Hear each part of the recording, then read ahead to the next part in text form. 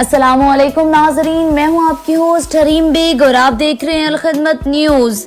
میرا نام جاوید اقبال ہے جی، میں ایک پریکٹسنگ سرجن ہوں۔ میں نے پاکستان سے بھی فیلوشپ کی، باہر سے بھی۔ میں قائد اعظم میڈیکل کالج بہاولپور سے ریٹائر ہوا ہوں ایز پرنسپل۔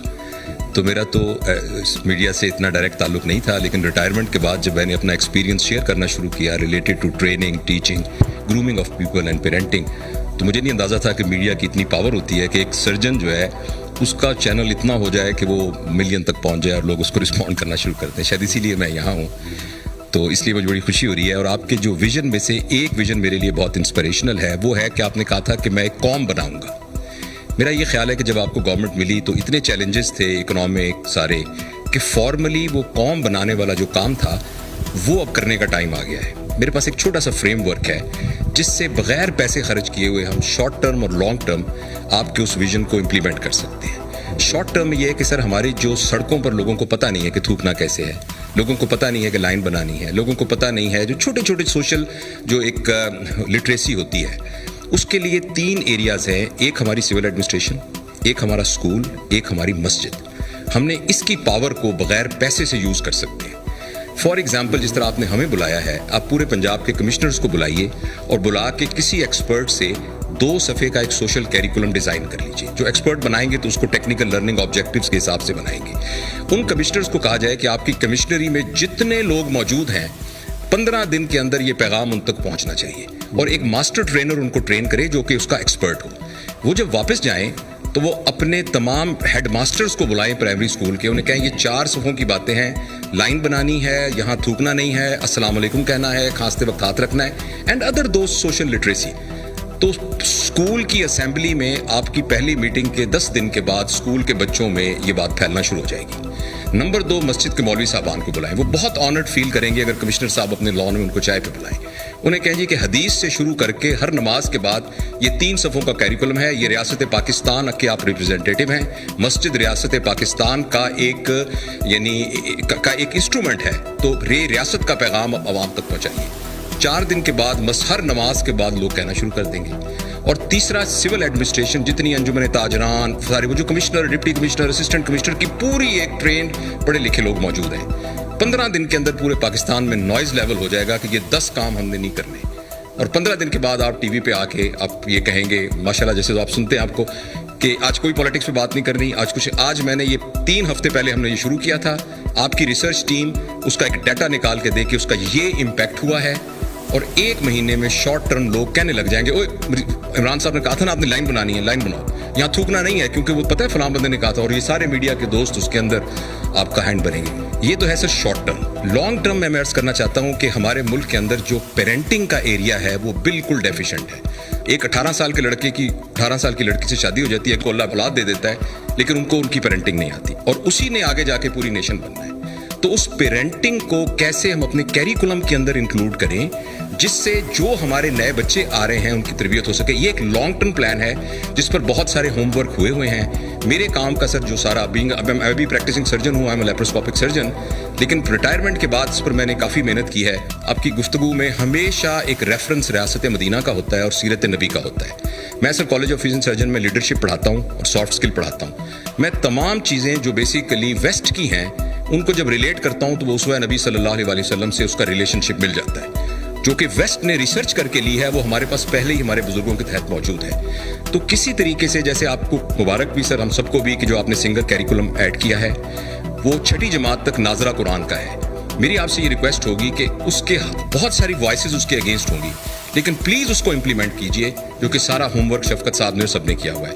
اور قرآن وہ ایک ریفرنس ہے جس کے ذریعے سے وہ تربیت ہو سکتی ہے جو ریاست مدینہ کی تربیت ہے، نبی کریم صلی اللہ علیہ وسلم کے اسوہ سے ریلیٹڈ ہے۔ ریٹائرمنٹ تو صرف قبر میں ہی ہوتی ہے، اصل ریٹائرمنٹ انسان کو، ہمیں تو جو حدیث ہے کہ آپ علم سیکھتے ہیں جب سے پیدا ہوتے ہیں اور قبر میں جاتے ہیں، تو اٹ مینز علم سیکھنے کا مطلب اسٹرگل، آپ اسٹرگل کر کے علم سیکھتے ہیں نا، نہیں تو بیٹھے بیٹھے تو علم نہیں آتا۔ تو بیسکلی انسان کو تو بنایا اللہ نے اسٹرگل کے لیے، اور وہ سارا وقت جب تک اپنا ذہن استعمال کرتا ہے اور ذہن استعمال کرتا ہے پروڈکٹیولی، وچ مینس کہ سوسائٹی کا فائدہ کرواتا ہے، تو وہ اصل میں وہ کام کر رہا ہوتا ہے جو کہ جس کے لیے ہمیں اللہ نے پیدا کیا۔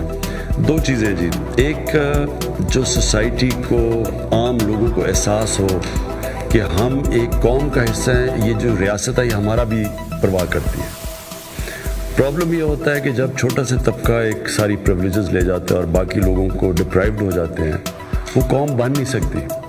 یہاں جب کوئی آپ تاریخ اٹھا کے دیکھیں جو اوپر سے فتح کرنے آتے تھے اس ملک کو, ہندوستان کو, تو وہ کوئی راستے میں ایک دفعہ وہ وہاں اوپر سے پہاڑوں سے نکلتے تھے وہ سیدھا پانی پت پہنچتے تھے. راستے میں رکاوٹ نہیں ہوتی تھی کیونکہ وہ قوم نہیں تھی. جو عام جو لوگ تھے ان کے کو نہ رائٹس تھے نہ کچھ تھے, فیوڈل سسٹم تھا. تو جو طاقتور تھا وہ سب کچھ تھا, نیچے کچھ نہیں تھا. تو وہ پھر کوئی لڑتا ہی نہیں تھا, کیونکہ آزادی کے لیے لوگ لڑتے ہیں نا. تو جب میرے پاس ہے ہی کچھ نہیں تو میں کیوں لڑوں گا؟ اگر سکھ میرے اوپر حکومت کر رہے ہیں یا مسلمان کر رہے ہیں, مجھے کیا فرق پڑتا ہے؟ مجھے تو کوئی کچھ نہیں دے رہا. سب سے امپورٹنٹ چیز یہ ہے ہمارا جو احساس پروگرام ہے کہ ہم نے اپنے نیچے سے لوگوں کو لفٹ کرنا ہے اوپر. اس کے لیے ایک بڑا میں انشاءاللہ ایمبیشس پروگرام لانچ کر رہا ہوں کہ پاکستان میں کوئی بھوکا نہ سوئے. یہ بڑا ہم آئی ٹی کا پورا استعمال کر رہے ہیں اور پورا ایک پروگرام ڈیولپ کر رہے ہیں کہ کیسے ہم پہلے ہاٹ سپاٹس پاکستان میں دیکھیں, کون سے علاقوں میں لوگ بھوکے ہیں, سارا پہلے ڈیٹا ڈیولپ کریں, پھر ملک کو موبلائز کریں کہ ہم کیسے ان سارے علاقوں میں جو کمزور علاقے ہیں کھانا پہنچائیں. یہ بنیادی ضرورت, لوگ بھوکے نہ سوئیں. اور اس کے بعد ساتھ ساتھ باقی بھی کر رہے ہیں. یہ ون سنگل کریکولم کے اوپر آ رہے ہیں کہ نچلے لوگوں کو موقع ملے اوپر آنے کا. پھر جو ہیلتھ کارڈ لے کے آ رہے ہیں, یہ ایک انقلاب ہے پاکستان میں. کے پی میں اور پنجاب میں انشاءاللہ بائی اینڈ آف 21 ہر خاندان کے پاس ہیلتھ انشورنس ہوگی. یہ ایک ہیلتھ سسٹم کا انقلاب آنے والا ہے. جب ایک گاؤں کے ایک خاندان کے پاس ایک ہیلتھ کارڈ ہوگا تو وہ کسی بھی ہاسپٹل میں جا کے اپنا ہیلتھ کارڈ سے علاج کروا سکتے ہیں.